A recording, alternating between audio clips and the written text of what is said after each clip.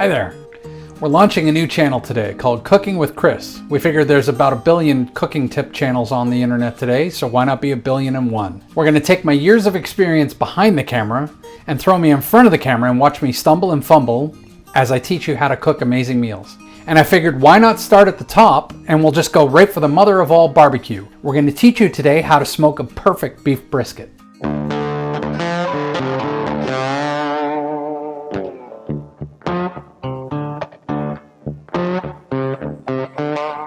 The key to smoking a perfect beef brisket is flavor. And smoke, of course, but flavor. And a lot of people think that just salt and pepper and garlic are the key to a perfect beef brisket, and I think those people are insane. I think wherever you can add flavor in, you should. If it means putting pickles on your burger, put pickles on. If you want pineapple on your pizza, put pineapple on your damn pizza. We're going to add flavor today by using our Simply Amazing beef rub from our line of bonnellios salt and spices. Let's get into it. The real key ingredient to beef brisket is having a nice piece of beef brisket to actually prepare. We've got our seasoning right here, but first we're going to trim up our beef, get rid of some of the unwanted fat, and make it a little more shapely. So we want to start by feeling the fat and make sure if you've got any hard fat that won't render down, you want to get rid of that mostly. Like this stuff right in here. Just by shaving off a little bit at a time.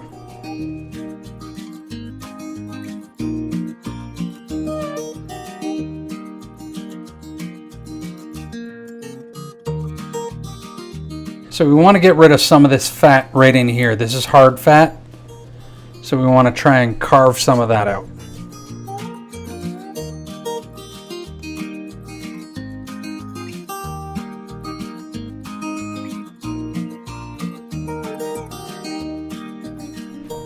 We're going to go right down in here and take out this big hard piece right here because it's going to serve us no purpose. It won't render down in our cook, so it's not going to be something that anyone will want to eat. You want to check and make sure that you have nice soft fat remaining. A good 1/4 inch is a good depth of fat that you would like. Okay, now we're going to flip it over.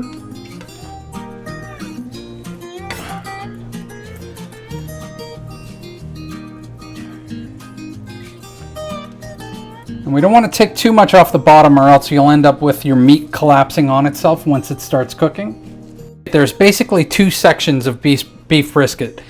You've got the flat and the point. The point is obviously the bigger, thicker part. It all comes from the breast of the cow. So the more that they roam around, the stronger they are. It's a very tough piece of meat.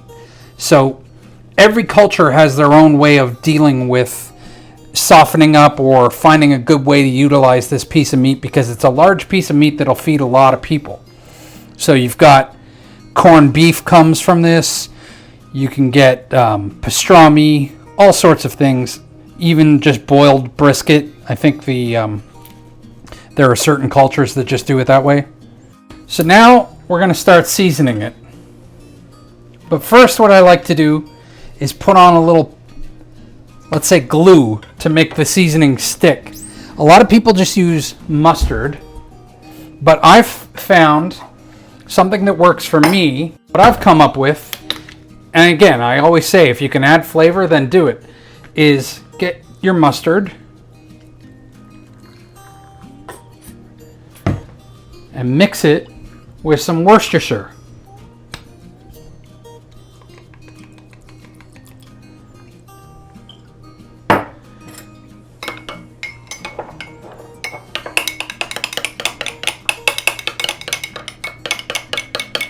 Maybe a little bit more.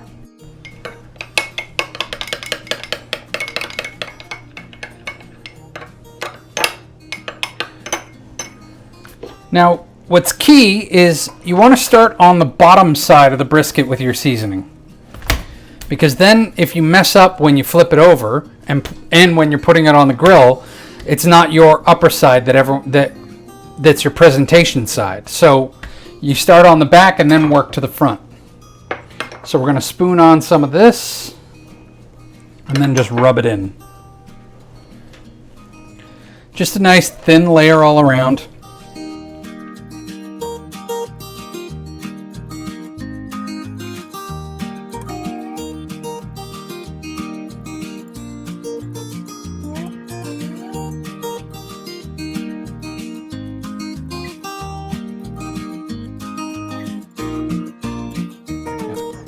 So this is where we're going to load it up with our Bonnellios Super Amazing Beef Rub. And from the packet, you can just do a nice light sprinkling across. Be as liberal as you want. I always say more flavor, more better. And despite being a rub, you don't necessarily want to rub it in. You don't want to damage the meat with anything that's heavy in salt.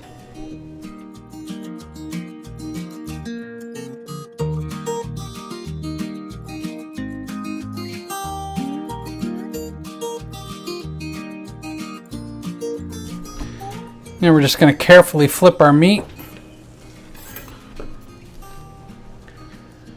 without losing all of our beautiful rub.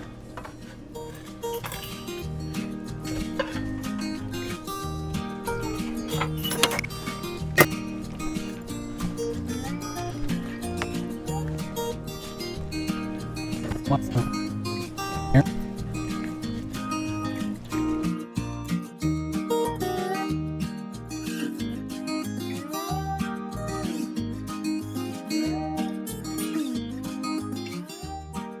Now, brisket's a pretty big piece of meat. This one's about 11 pounds, but it's going to shrink drastically after 12 hours on the smoker. What we want with our mustard blend and our rub is to create a nice smoky bark on the surface of our brisket, so that when we cut into it, we've got all the juice from the meat, but we've got that nice crisp outside. And the mix that we've come up with our Super Amazing Beef Rub is going to do that perfectly. And the flavor has nowhere to hide except for in your mouth. That doesn't make sense. And you get to choose whichever type of wood you want. There's a lot of people who will tell you what wood you should be using. I find fruitier woods are generally the way to go. A lot of people will tell you you're not creating true barbecue if you aren't using a particular type of smoker. I call that nonsense. I think if your end product has the flavor that you want and you're pleasing the people that you're feeding, I think you can use anything from your oven to a barbecue to a charcoal grill to a bona fide stick burner smoker, or even as today we're going to be using our own pellet smoker. Why did we get a pellet smoker? Well, because my girlfriend wanted something easy for her to use when I'm not around to make delicious meat dishes like this for her. So we have that ease of use. When it comes to using a pellet smoker, I tried many different pellet brands before figuring out I found this Lumberjack brand seems to be the best flavor of them all. I don't get anything from them, so I'm not endorsing them in that sense. It's just, if you can get the best flavor, that's what I want you to get. A water pan inside your smoker underneath the grate is pretty important. It heats up and helps generate moisture throughout your cook, keeping your meat nice and moist. You want to avoid this first burst of smoke. Don't put your meat on just yet. Whether you're using a pellet smoker or a traditional stick burner, you want to wait until the smoke is not billowing out and burning off that initial ignition. In my opinion, the first half hour is where you can make or break one of these large pieces of meat. That's where you're going to get the raw meat getting the most amount of smoke flavor. Our particular stick burner has a super smoke setting that only works up until 225 degrees. And I like to use that for the first half hour. I hear you screaming at your computers, but Chris, you devilishly handsome warrior of all things flavorful, I don't have a smoker. How can I get that lovely smoky flavor? Well, all you need is 4 things. Wood chips, tin foil, some tongs, and a small tool like a paring knife. All you need to do is tear off a piece of tin foil, lay it down, take a handful of your wood chips, sprinkle it on there, not too much, and then you just take your tin foil, fold it over on itself,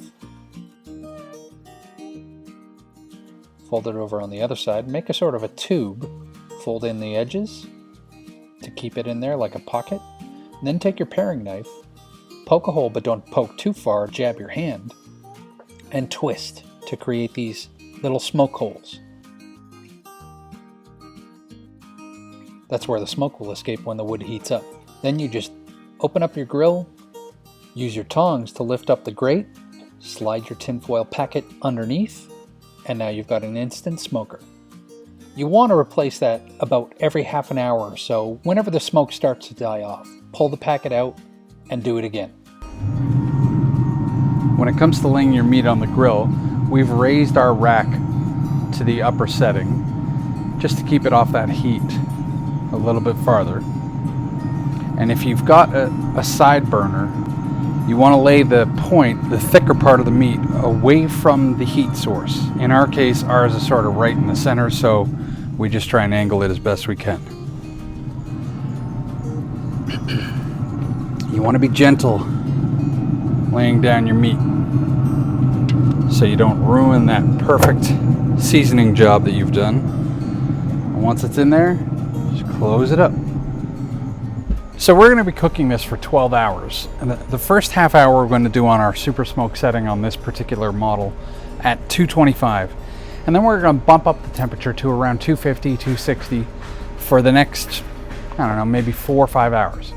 And after that, then we're going to have a look at it and we're going to introduce our spray. Okay, so now we're going to make our spritz.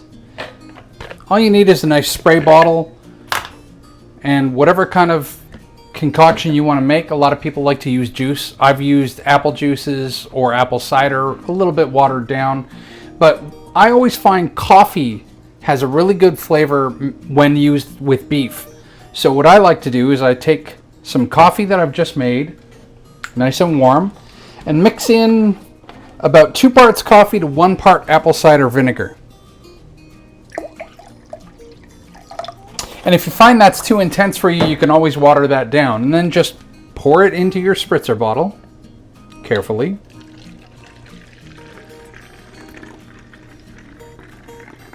And I made a mess.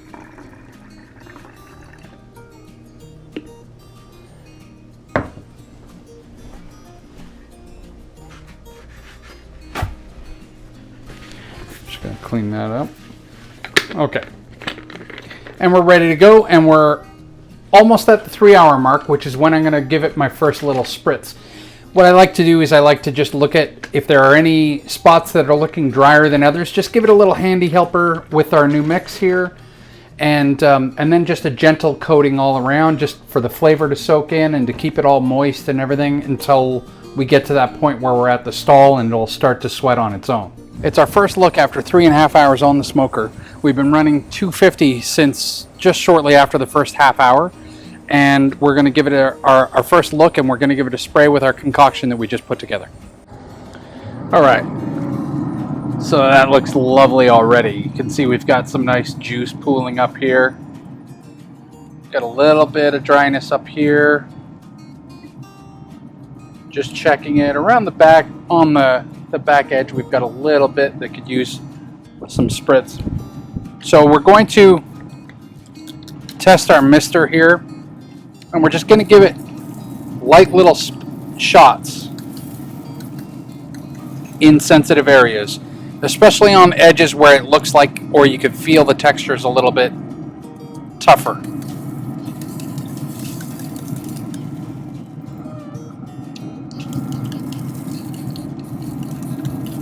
Okay, we're at the 8 hour mark. We're going to have a look.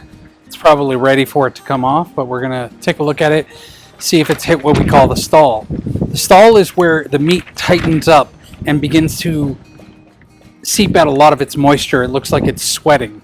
So when you see that, and that's not from our spray that we've been doing earlier, when you see that, you know that you've got that point where the temperature that you've got, you can either bump it up to push past that because the heat is no longer penetrating inside to continue to cook the meat. And it tastes really good right now. So what I'm going to choose to do, instead of wasting more pellets out here when we're going to wrap it in butcher paper and the smoke won't actually get to the meat, we're going to take it inside and put it in the oven instead. And you know, some people call it cheating, but I call it common sense. Why waste the pellets when I have a gas stove inside that'll do the job just fine? Okay, now we have it here in the kitchen. You can see we've got this nice crispy bark right along here.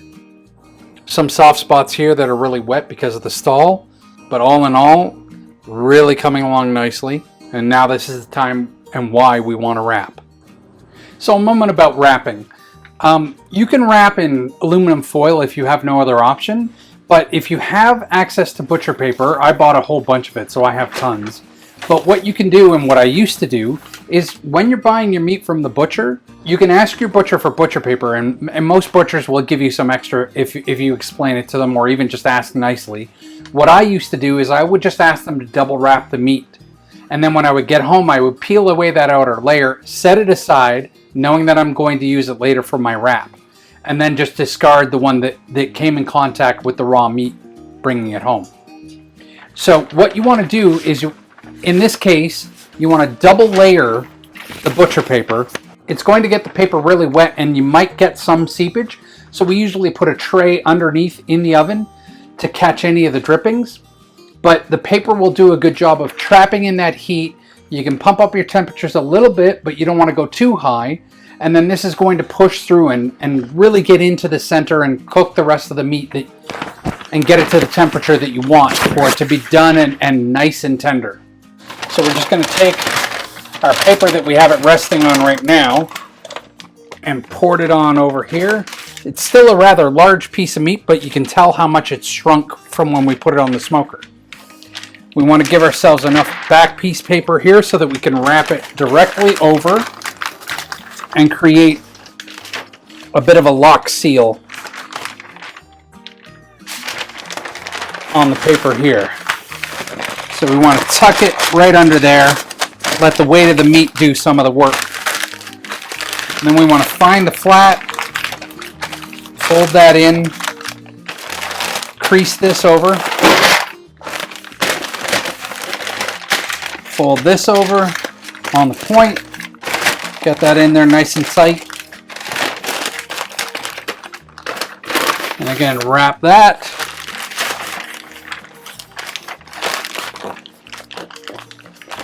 And again, fold that. Now we're going to bring this and double fold it over. Okay, and then we're just going to wrap this the rest of the way on over.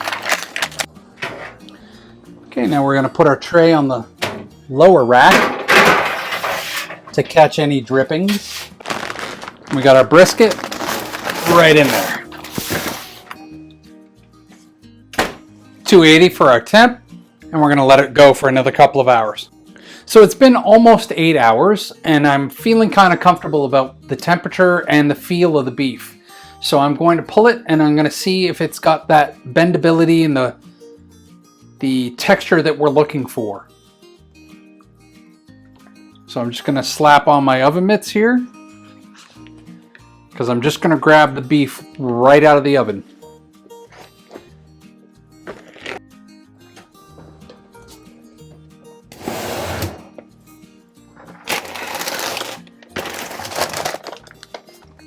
All right.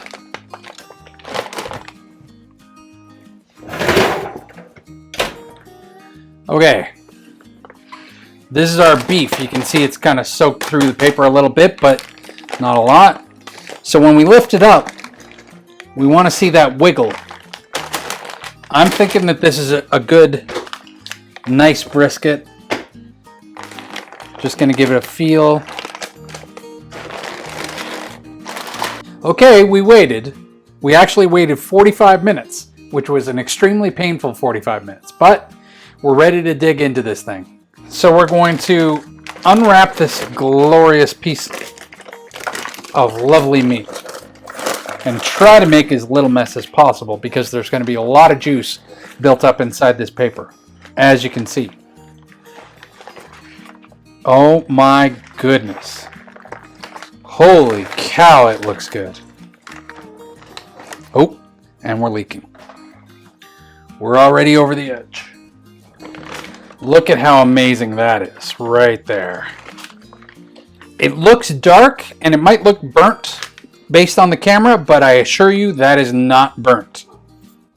That is perfect bark right there. All right.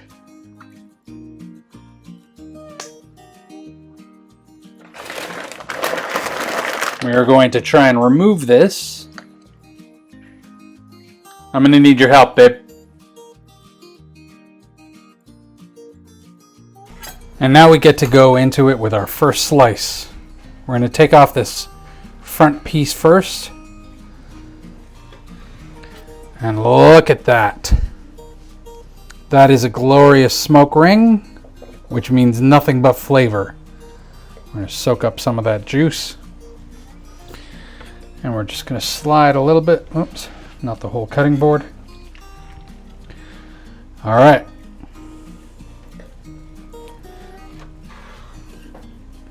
And there it is. Lovely, juicy, fall apart. So this just pulls right apart. And that is how you make the perfect brisket. Now you can serve this up any way you want. I don't think it needs sauce because the flavor we've garnered here is so amazing. But if you do, fan it out on the plate, heat up the sauce in a saucepan first, and just pour it over. But if you're using our rub, or if you've got a rub that you enjoy, this is the type of thing that if you've done it long enough and you've got that smoke flavor combined with your rub, you don't need any sauce whatsoever to enjoy this.